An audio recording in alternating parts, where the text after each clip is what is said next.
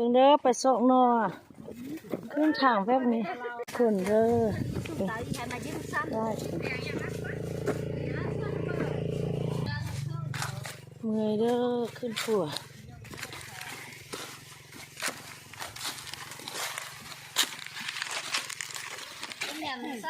เคยเห็นบ่อันนี้มากนมเนี่ยนอกกันยังกินเหนื่อยอันนี้ในสุกละไม่ใช่สุกจ้ะ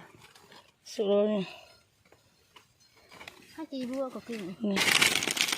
สุกแล้วมันยังสุกอยู่อันนี้สุกซี่แหลมเป็นอย่างสุกอยู่เป็นอย่าง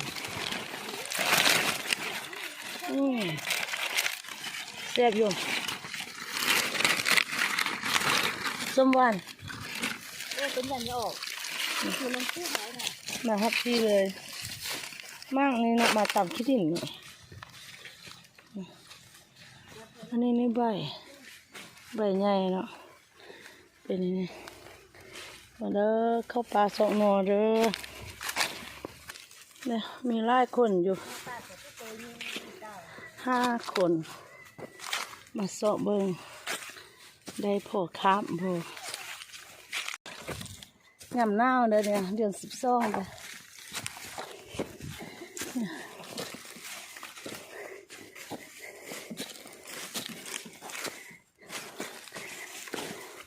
ให้กินเนาะธรรมชาติเนาะ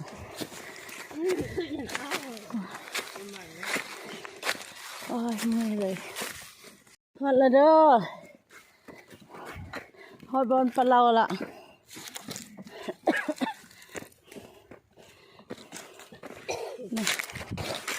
ส่วนธรรมชาติเนาะเป็นแบบนี้อันนี้มีมะเขือนี่มะเขือเพาะปลูกตามเข็มไฮเข็มส่วนนะตัวนี้ดำๆเนี่ยมันมะเขือข้มนี่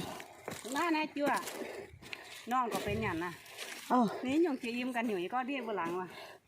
อย่าหามันน้ำเปรี้ยวจังนี่มิงบวจวงบ่บ่ได้หักขุดน่าก็เป็นอย่างสินะเนาะบ่ได้หักขุดไปเนาะโอ้ยเป็นยังเนาะน่ากว่านั่นเสียบ่ได้หักขุดเอาไปดีขนาดนี้เป็นยังโอ้ตัวสีดำเนี่ยตัวนี้เนี่ยเคยเห็นอยู่เนาะตัวนี้เป็นมากแล้วเนาะเก็บก่อนเก็บก่อนเนาะ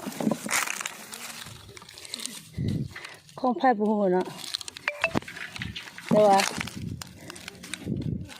ยามนี้เนี่ยอันนั้นเขาเจ้ากลับบ้านหมดแล้วเนาะส่วนนั้นเขาเจ้ามาปลูกเนี่ยมะเพ็ดนี่ก็งามมะเพ็ดเป็นแค่เป็นว่าก็เดี๋ยวเจ้าของเพิ่นไปบ้านหมดแล้วเขาจะอยู่บ้านไก่เนาะอยู่เมืองไก่เราก็จะมาเห็นให้อยู่เที่ยวมอส่วนนี้ส่วนข้างในนะมองกัน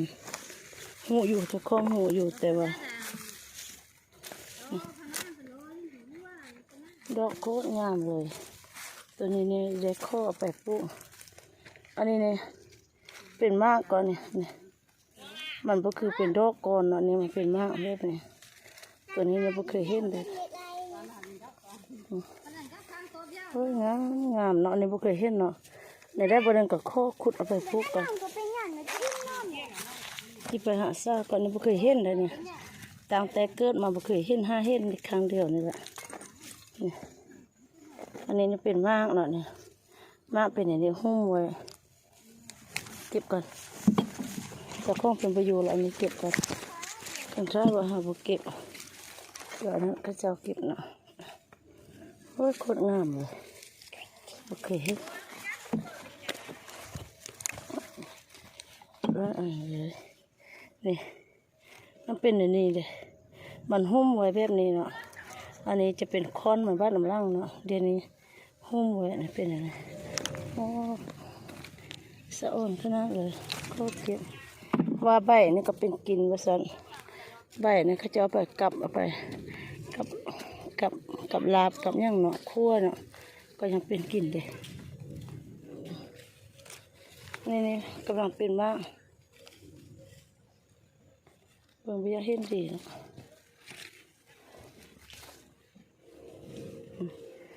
งามเลยโอ้ยไดโนบ่เห็นมะเขือนี่แล้วลืมนอนเลยก็เก็บกันเก็บมะข่มกันอันนี้ก็เป็นมะข่มคือกันเป็นแบบนี้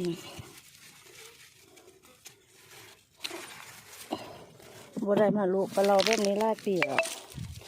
แต่ว่ามื้อนี้นี่มีหลายคนอย่ามาส่วนกัน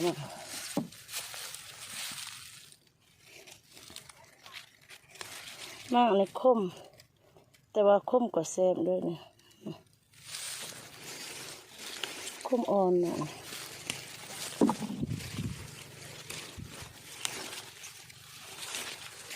โอ้มะเขือในโคตรงามเลยเห็นบ่ใบยาสูบเนี่ยส่วนธรรมชาติจะมีใบยาสูบนั้นโอ้อันนี้มันอันนั้นบนเขาจะเฮ็ดพิธีเลยส่วนไล่มาโอยเขากินข้าวใหม่แล้วก็จะเฮ็ดพิธีขอบเจ้าดินเจ้าส่วนเนี่ยเจ้าดินเจ้าโดนขอบมาได้กินข้าวใหม่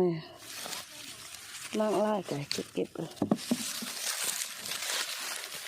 อันนี้ใบมังลินไม้อันนี้ปลูกออกธรรมศาสตร์นี่ไม่ได้ปลูกค่ะทุกคนไปสวกนอเด้อ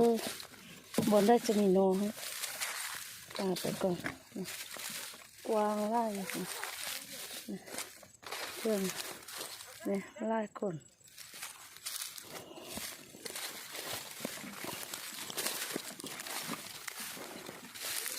อันนี้ใบนี่ไม่เป็น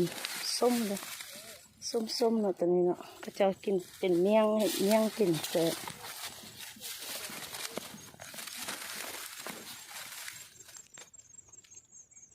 สะอ่อนเนาะ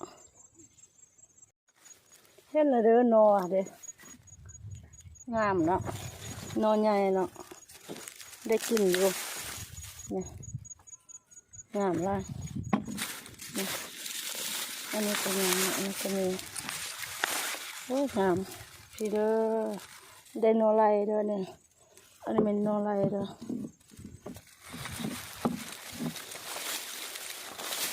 ก็จะส่งน้องกิน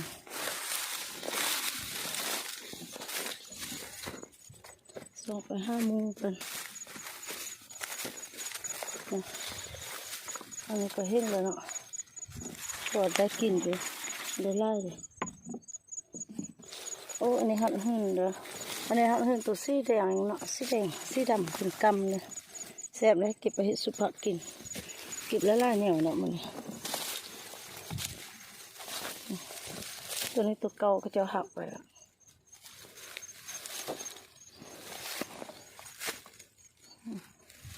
แต่ไล่ไปวาง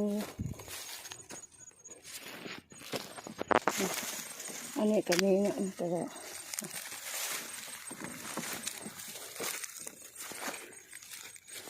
ได้ไล่อยู่ตอนนี้ก็กินได้อันนี้ก็แซ่บ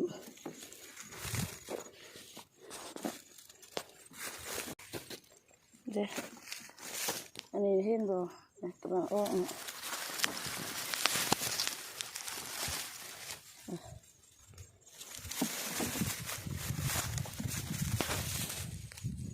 เดี๋ยวพาไปส่งอีกเด้อ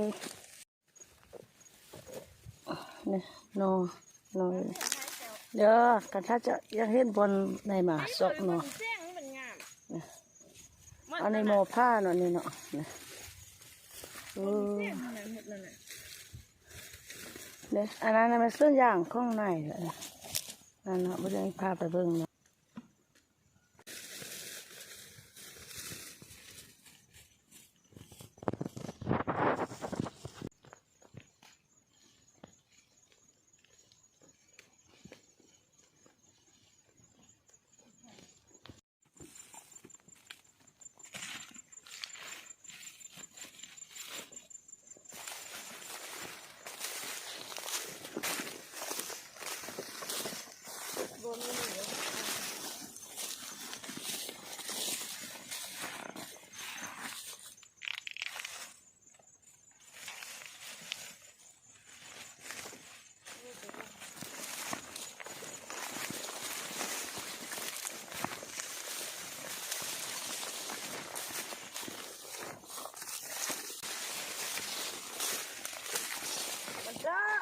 มีเด้อหัว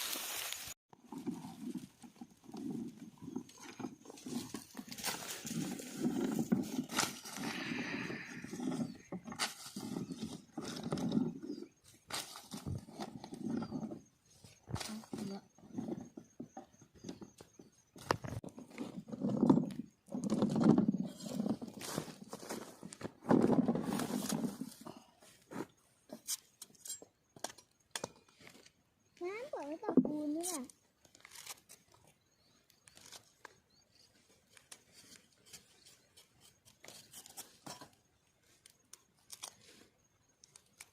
นะ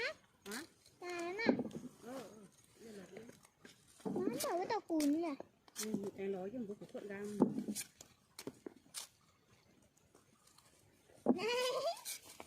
งันใช่ไหมงั้นหมด จะคนเชือกนั่นน่ะ sớm tuổi còn được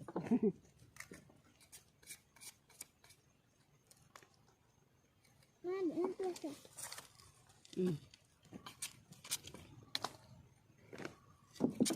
จุ๊บเปียกตัวเบียดให้แต่เราเบียด cái gì còn nhằn vậy không นั่นน่ะน่ะ cái lưu ta bỏ nó nè ถ้าปล่อยมันก่อนให้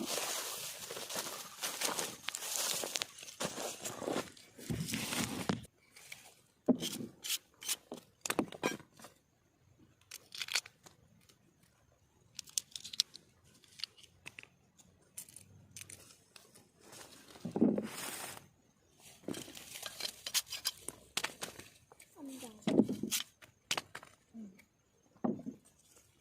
เนี่ยขนมดีกว่า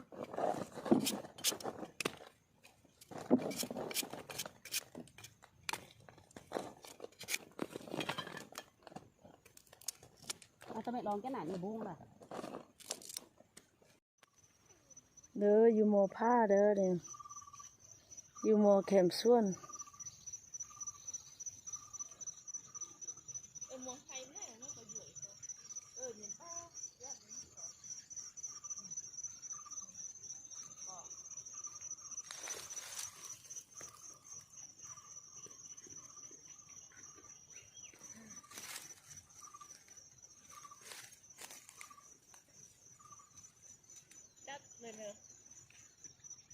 จะขุดตัวนี้เนี่ยไปปลูกเด้อ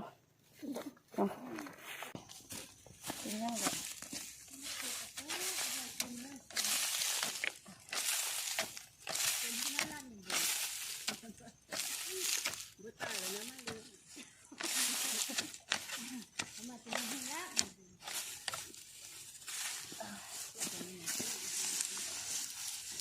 โอ๊ย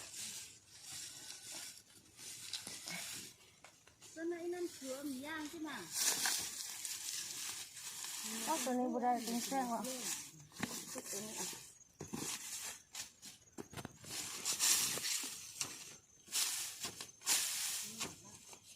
có mấy cái như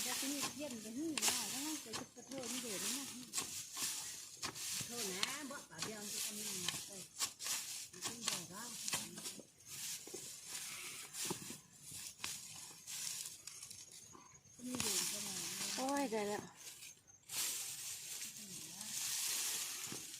ตัดอันชิ้นเอาตัวนี้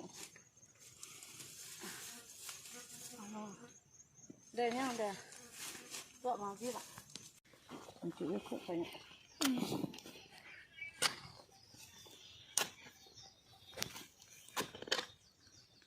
จุยจะพัดจะปดพุด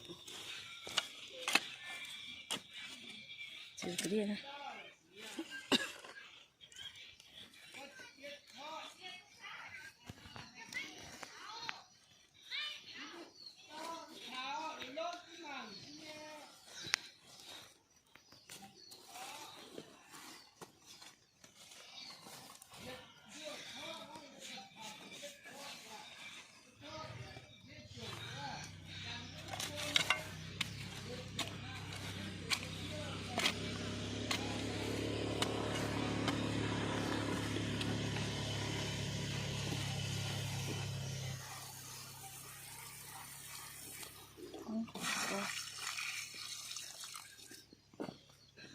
จ่ายแล้ว ก็